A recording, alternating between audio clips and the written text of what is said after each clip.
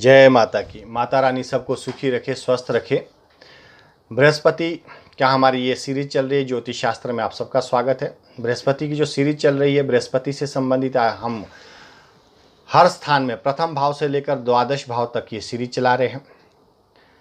आज हम बात करेंगे दशम भाव में, यानी कि 10वें स्थान में जिसकी कुंडली में बृहस्पति बैठे हैं, गुरु बैठे हैं, वो जातक को किस प्रकार का फल प्रदान करते हैं। और अभी तक अगर आपने हमारा ये यूट्यूब चैनल सब्सक्राइब नहीं किया तो सब्सक्राइब करिए, शेयर और लाइक करिए और अंत तक ये वीडियो ज़रूर देखिए। अगर आप पूरा इस वीडियो का लाभ प्राप्त करना चाहते हैं, जिस भी जातक की कुंडली में 10वें भाव में बृहस्पति बैठे तो उसके उपाय हम बताएंगे, तो अंत तक ये वीडियो अवश्य देखिए। शुरू करते हैं। जातक की 10वें भाव में जातक को बृहस्पति किस प्रकार का फल प्राप्त करवाते हैं। ऐसा जातक यहाँ पर शनि से संबंधित ये फल प्रदान करने वाला होता है, क्योंकि 10वां स्थान शनि का है। तो शनि में स्थित जातक को बृहस्पति का जो फल है वो मिश्रित रहता है। अगर यहाँ पर जातक चालाक धूर्त होता है तो ही उसको बृहस्पति के फल प्राप्त होते हैं, नहीं तो ऐसा जातक जब खुश होता है तो शनि के गुणों को आत्मसात कर लेगा। यदि चौथे भाव में सूर्य हो तो जातक को ये शुभ है। बृहस्पति जिस भी कुंडली में 10वें भाव में बैठे हैं और चौथे भाव में सूर्य बैठे हैं तो ऐसे जातक को यहाँ पे शुभ परिणाम देता है और उन्हें धन संपत्ति और बहुत सारी चीज़ों में बहुत फ़ायदा करवाता है। चौथे भाव के शुक्र और मंगल हो तो ऐसे जातक के कई विवाह होने के ऐसे सोर्स बन जाते हैं कि ऐसा जातक के कई विवाह हो सकते हैं। साथ ही अगर 2, 4, 6 में जातक की कुंडली में मित्र ग्रह बृहस्पति के बैठे हैं तो ऐसे जातक को आर्थिक मामलों में या नगद पैसे रुपये में बहुत सारी लाभ प्राप्त होते हैं, कई तरह के लाभ प्राप्त होते हैं, कई तरह के अच्छे अच्छे अवसर धन कमाने के प्राप्त होते हैं। यदि 10वें भाव में 10वें स्थान पे बृहस्पति नीच का हो जाता है तो ऐसे जातक को जीवन काल में उदासी और गरीबी हमेशा देखने को मिलती है, क्योंकि यहाँ पे बृहस्पति नीच के हो चुके हैं। अगर तो वो पैतृक संपत्ति, पत्नी और बच्चों से वंचित रहता है, यानी कि उन्हें संपूर्ण सुख गृहस्थ का प्राप्त नहीं होता है। जो भी जातक की कुंडली में 10वें भाव में बृहस्पति नीच के हो जाते हैं तो ऐसे जातक को जीवन काल में बहुत सारी विपरीत परिस्थितियों का सामना करना पड़ता है। हाँ, अगर आप यहाँ पर उपाय को जो हम बताते हैं उसे नोट करते हैं और अपनाते हैं, अगर जातक को किसी प्रकार का यहाँ पे अशुभ फल प्राप्त हो रहा है 10वें स्थान में बृहस्पति जिनके भी बैठे हैं, तो उपाय के माध्यम से आप अपनी नेगेटिव एनर्जी हटा सकते हैं, क्योंकि कर्म भाग्य विधाता है। आप कर्म वो करिए जो जन्म कुंडली पर आधारित होते हैं। अपने मन के किए हुए कर्मों से जीवन चल तो पड़ेगा, जैसे कैसे घसीटते लेके जाओगे, रोते धोते हंसते खेलते गिरते फिर उठते फिर गिरते, ऐसे जीवन चलता रहेगा।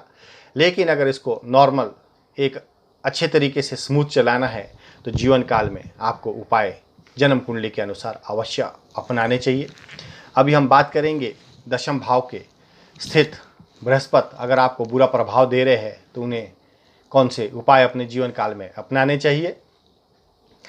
कोई भी जब आप नया काम शुरू करते हैं तो अपनी नाक हमेशा साफ रखें, नाक गंदी ना रखें, हमेशा नाक साफ रखें और 43 दिनों तक तांबे का सिक्का बहते हुए पानी में यानी कि नदी में बहा दें। 43 डेज तांबे का जो सिक्का आता है, ये दूसरा उपाय है। और साथ ही धार्मिक स्थानों में बादाम बांटे,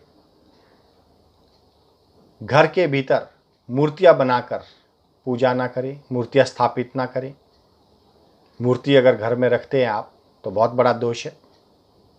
ऐसे जातक को बिल्कुल भी जीवन काल में, वैसे तो मूर्तियां घर के अंदर किसी को भी नहीं रखनी चाहिए, लेकिन जो 10वें भाव में जिनका बृहस्पति है, ऐसे भाव में बैठे बृहस्पति को अगर आप अच्छा रखना चाहते हैं, उसका जो फल है बृहस्पति का, जो गुरु जो हमें देते हैं अच्छा फल, अगर वो आप प्राप्त करना चाहते हैं तो अपने घर में मूर्तियाँ बिल्कुल भी ना रखें। साथ ही माथे पर आप हमेशा केसर का तिलक लगाएं। हमेशा हर रोज़ नहा धो के जब फ्रेश होते हैं आप, बाहर कहीं भी जाते या घर पे रहते हैं, कुछ भी कार्य करते हैं, जॉब करते हैं, बिजनेस करते हैं, जो भी आप कार्य करते हैं, केसर का तिलक अवश्य लगाएं। साथ ही अपने बड़े बुजुर्गों का मान रखें, सम्मान रखें। अगर इस प्रकार अपने जीवन में आप इन उपायों को अपनाते हैं तो डेफिनेटली आपके जीवन काल में तरक्की होनी निश्चित है। नेगेटिव एनर्जी हटाएंगे, पॉजिटिव एनर्जी लाइफ में आएगी तो क्यों आपकी प्रगति नहीं होगी, प्रोग्रेस नहीं होगी। हर किसी को जीवन में प्रोग्रेस चाहिए। तो लाइफ में जन्म कुंडली के अनुसार, 9 ग्रहों के अनुसार अपने कर्म को बदलिए, कर्म स्थान देखिए। कर्म के माध्यम से ही जीवन चलता है। कर्म तो हर कोई करता है। एक ठेले वाले से लेकर जो रोड पे बैठे लोग जो काम करते हैं बेचारे, उन लोगों को देखिए वो जीवन काल में कितनी मेहनत करते हैं। और किसी भी बड़े ऑफिसर तक, किसी भी बड़े बिजनेस व्यवसाय के मालिक तक, इंडस्ट्री के मालिक तक, हर आदमी जीवन काल में मेहनत करता है। तो मेहनत का फल सबको क्या एक समान मिलता है? ऐसा नहीं है, क्योंकि वो जन्म कुंडली पर आधारित जो 9 ग्रह है वो उसके आधार पर फल देते हैं, और वो जो फल प्राप्त करवाते हैं उसके आधार पर ही आपका जीवन चलता है। मेहनत हर कोई करता है, लेकिन कर्म के माध्यम से आप अपने भाग्य विधाता बन सकते हो।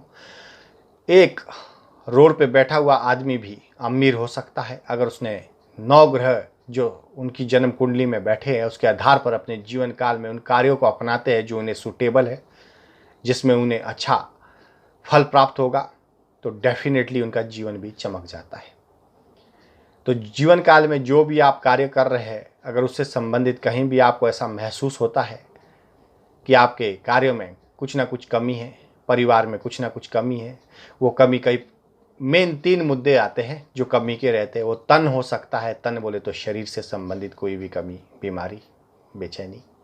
मन से संबंधित कोई भी इच्छाएं जो संपूर्ण तो कभी होती ही नहीं है मनुष्य की कोई भी इच्छा, लेकिन उसके बावजूद भी मन बहुत सारी चीज़ों से डरा रहता है, घबराया रहता है, मानसिक संताप में जीता आदमी दुखी रहता है। और धन तो एक कलयुग का ऐसा राजा है जो एक गरीब आदमी को भी अगर धन प्राप्त हो जाए तो राजा जैसा मान सम्मान दिलवाता है। तो तन, मन, धन 3 चीज़ें हैं संसार में जो हमें प्राप्त करनी है, अच्छे से प्राप्त होनी चाहिए। ये तभी संभव है जब आप जन्म कुंडली पर आधारित अपने 9 ग्रह जो है उन उपाय को अपने जीवन में अपनाते हैं जो आपके लिए सूटेबल है, उन कर्मों को आप अपनाते हैं जो आपके लिए सूटेबल है, तो डेफिनेटली आपका जीवन भाग्य चमक जाएगा। तो आशा करता हूँ मेरा ये वीडियो आपको पसंद आया होगा। हमारी ये सीरीज़ कंटिन्यू चलती रहेंगी। आने वाला जो हमारी सीरीज़ में है, वीडियो में है, वो है बृहस्पति 11वें स्थान में जातक को किस प्रकार का फल प्रदान करते हैं। तो डेफिनेटली मैं आपको वो वीडियो ज़रूर बना के भेजने वाला हूँ। माता रानी सबको सुखी रखे, स्वस्थ रखे, जीवन काल में आपके तरक्की हो, घर गृहस्थी में हर कोई सुखी रहे। इसी कामना के साथ आज का विषय यहीं पे समाप्त करता हूँ।